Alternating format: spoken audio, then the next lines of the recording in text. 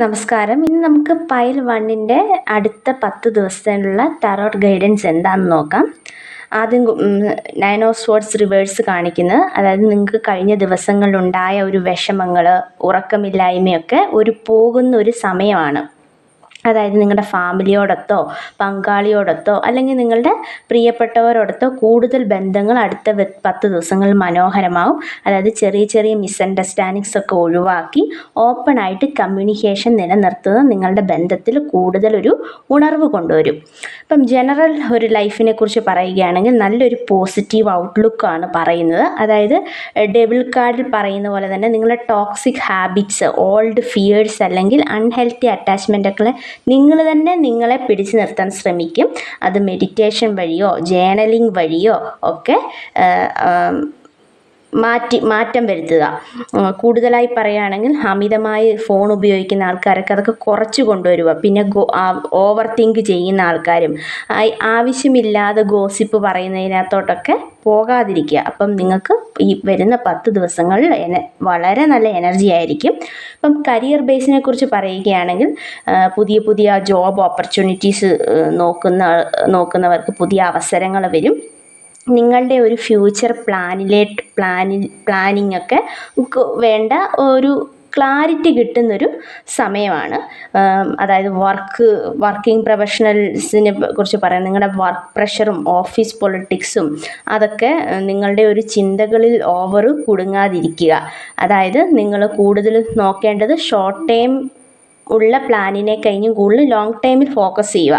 അതിനായിട്ടുള്ള കാര്യങ്ങൾ ചെയ്യുക. അതായത് സ്കില്ലുകളൊക്കെ അപ്ഡേറ്റ് ചെയ്യുക. ഓഫീസ് പൊളിറ്റിക്സിൽ നിന്നൊക്കെ പരമാവധി മാറി നിൽക്കുക. ഗോസിപ്പ് പറയുന്നിടത്തു നിന്ന് മാറി നിൽക്കുക. അനാവശ്യമായി നമ്മളെ വെച്ച് മറ്റുള്ളവരെ കമ്പയർ ചെയ്യുന്ന ഒരു സ്വപ്രവണതയൊക്കെ ഒഴിവാക്കുക. അപ്പം വരുന്ന 10 ദിവസങ്ങളിൽ നിങ്ങൾക്ക് വളരെ പോസിറ്റീവ് എനർജി ആയിരിക്കും. സ്റ്റുഡൻസിനെ കുറിച്ച് പറയുകയാണെങ്കിൽ അമിതമായ ഫോൺ ഉപയോഗം, സോഷ്യൽ മീഡിയയിലുള്ള ഉപയോഗങ്ങൾ അതൊക്കെ വരുന്ന 10 ദിവസത്തിന് മാറ്റിവെച്ച് കൃത്യമായിട്ടൊരു പഠന ടൈം ടേബിൾ ഉണ്ടാക്കുക. അതിനെ ഫോക്കസ് ചെയ്യുക.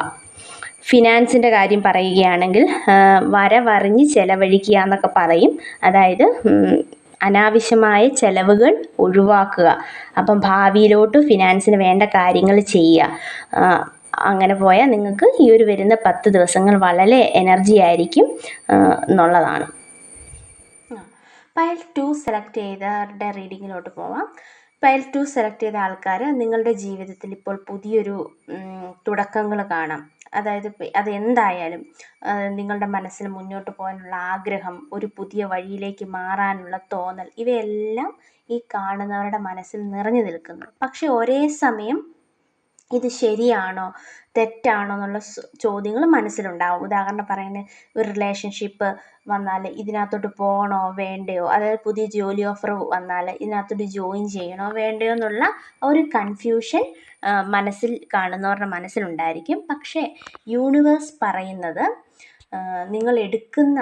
എന്തായാലും നിങ്ങൾ എടുക്കുന്ന ഓരോ ചുവടും വളരെ പ്ലാനിങ്ങിലോടുകൂടി മനസ്സിലാക്കിക്കൊണ്ട് സെൽഫ് കോൺഫിഡൻസോടുകൂടി മുന്നോട്ട് പോകണമെന്നാണ്. അതായത് പുതിയ അവസരങ്ങൾ വരുമ്പം അത് ഇമ്പൾസീവ്ലി പിടിച്ചെടുക്കാതെ വളരാനുള്ള ഒരു ബെസ്റ്റ് ചോയ്സ് ആയിട്ട് എടുക്കണം. ബന്ധങ്ങളിൽ ഇപ്പോൾ കാണുന്ന എല്ലാവരും ഓപ്പണായും ക്യൂരിയോസിറ്റിയോടു കൂടിയും ഇരിക്കുന്നു ഒരു ഫേസാണ്. അതായത് നിങ്ങൾക്ക് പുതിയ ആളുകളെ പരിചയപ്പെടാം, പുതിയ ബന്ധങ്ങളെ നിന്ന് എന്തെങ്കിലും ഒരു സ്പാർക്ക് വരാം. എന്നാലും ചിലപ്പോഴൊക്കെ ഈ കാണുന്നവരുടെ മനസ്സിൽ ചില ഡൗട്ടുകളും കൺഫ്യൂഷൻസുകളും ഉണ്ടാവും. ഇത് ശരിയാണോ തെറ്റാണോ എന്നുള്ളൊരു ചിന്തകൾ.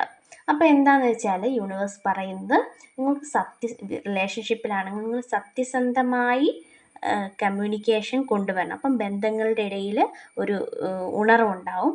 അതുപോലെ തന്നെ പുതിയൊരു ജോലി ഓഫറോ അതോ കറൻറ്റ് ജോലിയിൽ ഒരു പ്രൊമോഷൻ ആഗ്രഹിക്കുന്നെങ്കിൽ അവിടെ നിങ്ങളുടെ കഴിവുകൾ വർദ്ധിപ്പിക്കുക, സത്യസന്ധതയോടുകൂടി പെരുമാറുക എന്നുള്ളതാണ് യൂണിവേഴ്സ് പറയുന്നത്.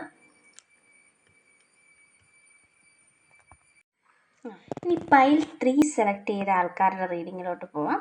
ഈ പൈൽ 3 സെലക്ട് ചെയ്ത ആൾക്കാർ റിലേഷൻഷിപ്പ് എടുക്കുവാണെങ്കിൽ നമുക്ക് ടു ഓഫ് സോഡ്സും ഹാങ്ഡ് മാനും എടുക്കാം. അപ്പം അതായത് നിങ്ങളുടെയൊക്കെ ഹൃദയത്തിൽ ഒരു പുതുമയുടെ ഒരു എനർജി കയറി വരുന്നു.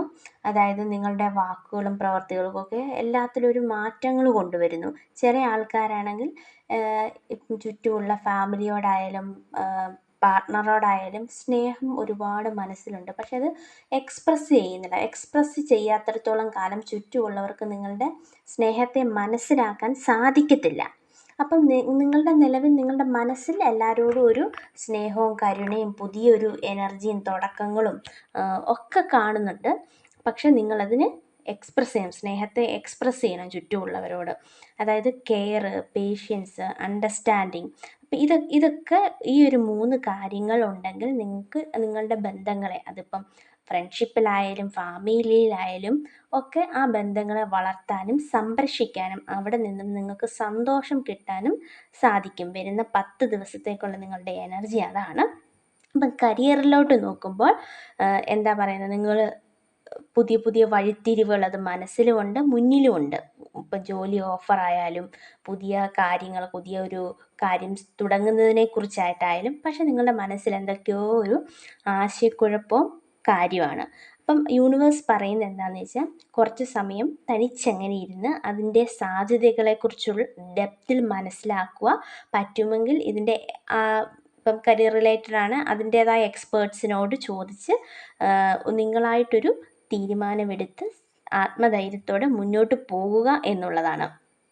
അപ്പം ഇത് മൊത്തത്തിൽ പറയുകയാണെങ്കിൽ എന്താണ്, നിങ്ങൾ ഒരിക്കലും നിങ്ങളുടെ പാസ്റ്റ് ലൈഫിനെയോ അല്ലെങ്കിൽ എന്തെങ്കിലും ലോസ് സംഭവിച്ചിട്ടുണ്ട്, അത് റിലേഷൻഷിപ്പിലായാലും എന്തായാലും, അതിനെ നോക്കി നിൽക്കാതെ മുന്നോട്ട് നല്ല കോൺഫിഡൻസോടുകൂടി സെൽഫ് കെയർ ചെയ്തുകൊണ്ട് മുന്നോട്ട് പോകുക എന്നുള്ളതാണ്. അപ്പം നിങ്ങൾക്ക് വരുന്ന 10 ദിവസത്തിനുള്ളിൽ പുതിയ പുതിയ അവസരങ്ങൾ വരും. അറ്റ്ലീസ്റ്റ് എന്തെങ്കിലും അതിനുള്ളൊരു സൂചനയെങ്കിലും വരുന്ന 10 ദിവസത്തിനുള്ളിൽ കാണുന്ന ഈ 3rd പൈല് സെലക്ട് ചെയ്ത ആൾക്കാർക്ക് കാണാൻ സാധിക്കും. ഇപ്പം ബന്ധങ്ങളിലായാലും അകന്നു മാറി നിന്നവൾ, തെറ്റിദ്ധാരണ മൂലം അകന്നു മാറി നിന്നവരാണേലും ചെറിയ ചെറിയ മിസ്അണ്ടർസ്റ്റാൻഡിങ്സ് ക്ലിയർ ചെയ്ത് വന്ന് നിങ്ങളോട്ട് അടുക്കുന്നതായിട്ടുള്ള ഒരു എനർജിയാണ് കാണാൻ സാധിക്കുന്നത്. പൈൽ 4 സെലക്ട് ചെയ്തവരുടെ ആൾക്കാരുടെ റീഡിങ്ങിലോട്ട് പോവാം. എനിക്കിവിടെ ഫീൽ ചെയ്യുന്നത്, ഇത് കൂടുതലും കാണുന്ന വിദ്യാർത്ഥികളുണ്ടെങ്കിൽ അവർക്ക് ഇപ്പം കറൻറ്റ് എഡ്യൂക്കേഷനിലൊക്കെ എന്താണോ നിങ്ങൾ പഠിക്കുന്നത് അതിനകത്തൊരു ഉയർച്ചയും കാണുന്നില്ല, ഒരു നെഗറ്റീവായിട്ടാണ് ഫീൽ ചെയ്യുന്നതെങ്കിൽ നിങ്ങൾക്ക് പുതിയ പുതിയ മെത്തേഡ്സ് പരീക്ഷിക്കാവുന്നതാണ്. അതായത് ഷോർട്ട് നോട്ട്സ് എഴുതിയോ ആക്റ്റീവായിട്ട് സമയം കണ്ടെത്തി ഫുൾ കോൺസെൻട്രേഷനോടുകൂടി ഇരുന്ന് പഠിക്കുകയാണെങ്കിൽ നിങ്ങൾക്കൊരു മെൻ്റൽ ക്ലാരിറ്റി കിട്ടും. ഇപ്പം വരുന്ന എക്സാം ടൈമിലോട്ട് നല്ലൊരു ഉയർച്ച കിട്ടുന്നതായിരിക്കും. പിന്നെ ജോലി ചെയ്യുന്നവരൊക്കെ ആണെങ്കിൽ ഈ ഒരു പൈൽ 4 സെലക്ട് ചെയ്ത ആൾക്കാർക്ക് വേണ്ടിയിട്ട് നിങ്ങൾ പുതിയൊരു തുടക്കമാണ് ഇതിനകത്ത് സൂചിപ്പിക്കുന്നത്. അതായത് ഒന്നെങ്കിൽ പ്രൊജക്റ്റ് ചേഞ്ച് ആയിരിക്കാം, ഡിപ്പാർട്ട്മെൻറ്റുകൾ ഷിഫ്റ്റ് ചെയ്യുന്നതായിരിക്കാം, അല്ലെങ്കിൽ ജോബ് ചേഞ്ച് ആയിരിക്കാം. എന്തായാലും പോസിറ്റീവായിട്ടാണ് അടുത്ത 10 ദിവസത്തേന് കാണാൻ സാധിക്കുന്നത്. സ്ട്രെങ്ത് കാർഡ് പറയുന്നതെന്ന് വെച്ചാൽ കാമായിട്ട് ഇരുന്ന് മുന്നോട്ട് പോവുക എന്നുള്ളതാണ്. ഓക്കെ, പുതിയ പുതിയ അവസരങ്ങൾ വരുന്നുണ്ട്.